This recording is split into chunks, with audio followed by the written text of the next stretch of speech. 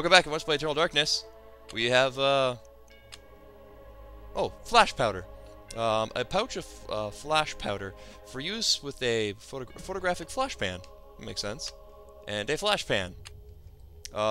This is a photographer's flash pan used to hold combustible powders that, when ignited, create a large white flash. They can be used to stun some enemies. Okay. And letter number 1. First letter from Private Reginald Jackson to his love, Margaret. I was admitted to this hospital on Tuesday. The damage caused by my leg. The damage caused to my leg was slight, but there is no way that I could ever walk normally again. I hate this place. Every day I am reminded that I will never be able to do the things I love. The hospital is a very strange place. Converted from an old cathedral, there is an odd atmosphere around it. Silent, but for the words of the wounded calling out in the night, there is no doubt it is haunted. What I find most odd in this place is that you never see anyone leaving during the day. It's not right. No goodbyes or farewells, just an empty bed when you wake up. Interesting. There's evil afoot. Let's check our map. Alright, let's go this way. Covered with blood-stained sheets, these poor souls have passed from the world. For them, the suffering is over, but for those around them, the ordeal continues. Can we rob any of them? A faint sound of a moaning emits from behind the linen veil, whispered utterances, frantic prayers to loved ones, words offered only by those who face their mortality. That's not pleasant at all. No, it's just more blood-covered, stiff. Aha, a nurse. With a motherly voice, the nurse advises Peter to get some rest. How about you, soldier? The soldier is rather distracted. Perhaps he has lost a lot of friends to the trenches of the Somme. He confides that the only stories are sad ones, and that the only true heroes are in the mortuary. Words, they sometimes don't come from my mouth. Why are we looking at this guy? The soldier is rather distracted, blah blah blah. I will beat you up. No. We will leave the poor soldier alone. Hey, I recognize this place. The altar is cleared of all valuables, not only to prevent looting, but also to afford space for medical supplies, and even as an operating table should the need arise. I want to go downstairs. The guard quietly but strongly points out that the area is off limits to civilians.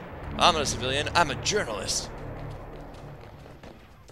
Oh, is the organ off limits? The guard frowns and ushers Peter away from the organ. He explains that it is one of the few antiques in the region that has so far survived the war, and that while he's alive, it will remain intact.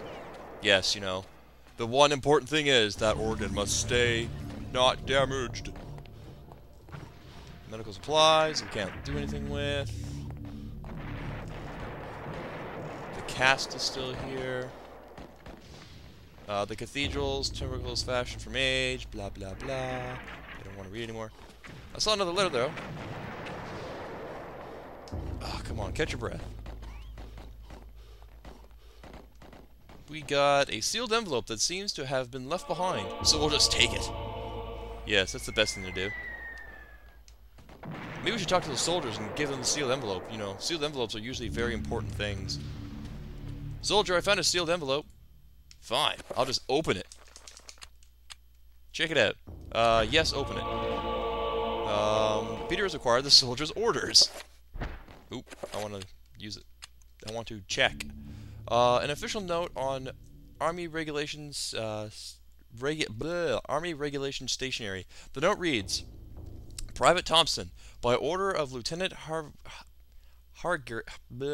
Hargraves, on behalf of H.R.H. George V, oh, His Royal Highness, George V, you are to leave your post of duty and rally in the streets outside Oblie's Cathedral. Further orders will be presented at the rally point. God save the king.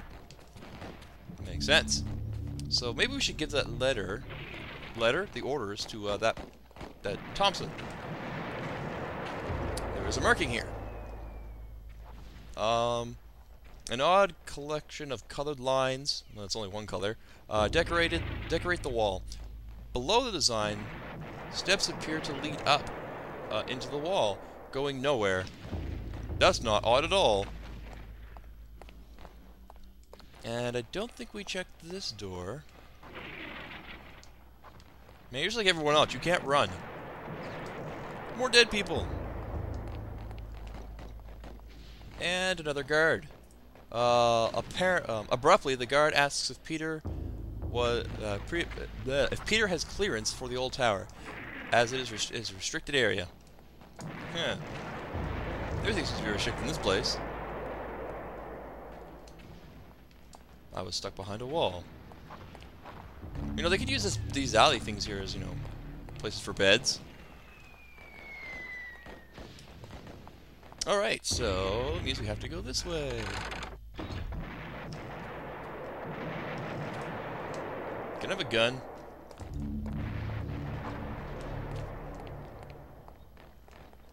The guard shifts about, obviously bored with his duty and awaiting a replacement or perhaps a call to arms. Yes, because they really want to fight. Well, let's go this way, to the bell tower. If I remember correctly, a nurse. With a motherly voice, blah blah blah, rest. Yeah, where's the journalist gonna rest in this kind of place? More dead bodies and stuff. Ooh, we can look and see absolutely nothing still. Ooh, nothingness. Okay. I'd like to have a weapon. That's what I'd really like to have. Oh yeah, wrong button. Sneaky. Alright. Let's ring the bell. Sanctuary! Can we ring the bell? No. You think they'd have this place off limits so they wouldn't ring the bell and, you know, alert to the presence of, you know, us being here. Oh, there's another letter. Soldier's letter sits atop of the crate of medical supplies. Let us look at said letter. Second letter from Peter, Reginald Jackson to his love, Margaret. I've been here for over a week now, and there is no word when I will be allowed to leave. Strange things happen at night. The sounds of the hospital change. Echoes of voices that don't belong to anyone haunt the walls and corridors. The restless ghosts, perhaps, or sounds of movement or whispering. I have seen war firsthand, and the sounds at night in this hospital scare me more than I ever thought possible. What is going on here at night? Why do I feel so threatened? My fears were worsened by the talk of the other young soldiers. One said he had heard cries for help in the middle of the night, cries that were only answered by snarls of rage and not compassion. Another said Lance Corporal Hanskill, I'm always terrible with last names, had not been discharged but had gone missing. I stare at his empty bed with a sense of unholy dread gnawing at my heart. Bad things are happening afoot around here, but I need to pause for a second. When we come back, more Eternal Darkness.